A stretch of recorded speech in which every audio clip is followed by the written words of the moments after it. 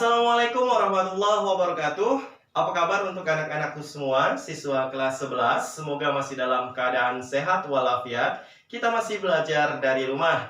Baik, kembali lagi bersama saya Bapak Mahmudi Pradoyesos dalam pelajaran sosiologi. Nah, sosiologi itu mengasyikkan. Nah, kita akan membahas mengenai stratifikasi sosial yang berlaku di dalam masyarakat. Nah, apa saja? Nah, kita akan membahasnya satu per satu. Nah, yang pertama ialah stratifikasi sosial pada masyarakat pertanian.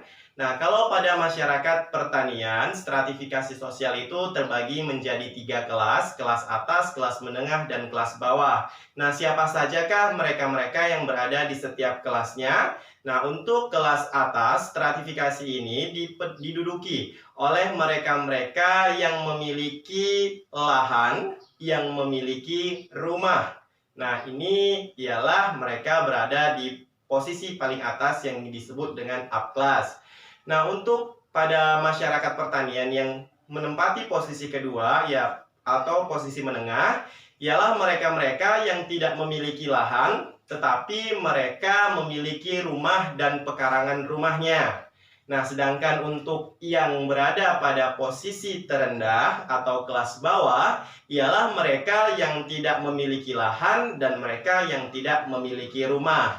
Nah, ini berdasarkan dari kepemilikan tanah.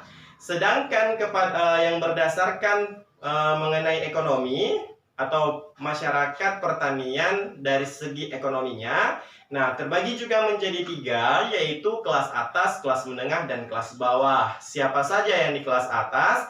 Nah, berdasarkan masyarakat agraria atau pertanian yang berada di kelas atas ialah mereka yang memiliki simpanan lahan yang mencukupi, kemudian juga mereka yang memiliki usaha. Nah, ini berada pada kelas pertama yaitu kelas atas.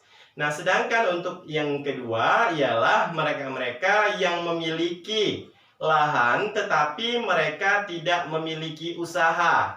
Nah, ini ditempatkan di kelas yang kedua yaitu kelas menengah. Sedangkan untuk yang ketiga ialah mereka-mereka yang tidak memiliki lahan dan mereka tidak memiliki usaha. Nah, ini ditempatkan pada kelas ketiga yaitu kelas bawah. Nah, itu ialah pembagian kelas sosial pada masyarakat pertanian.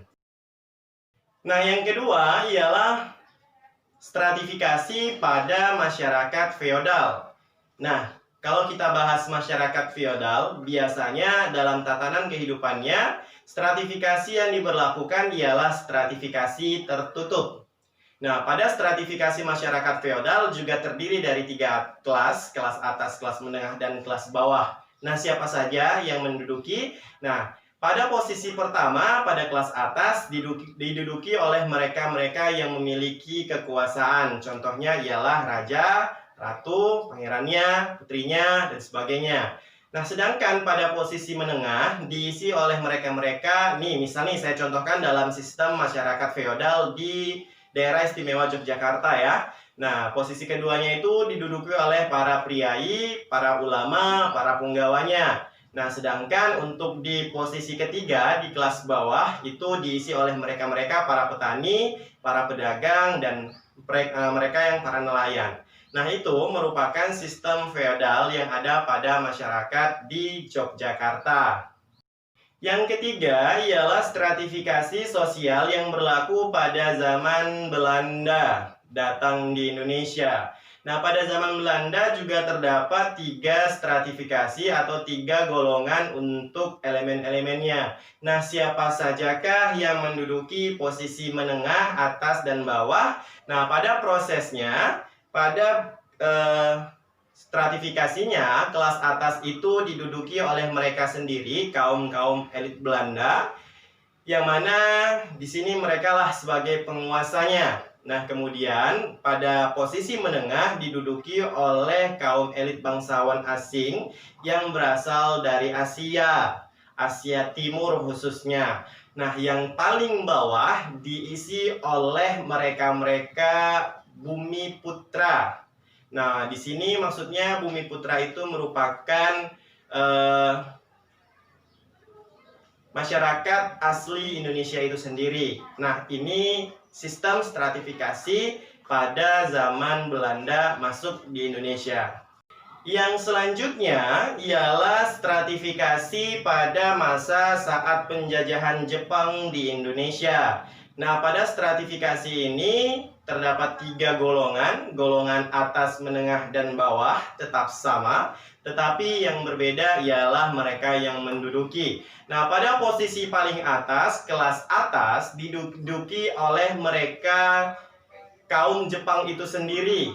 Karena memang pada penjajahan Jepang, Jepanglah yang berkuasa atas Indonesia.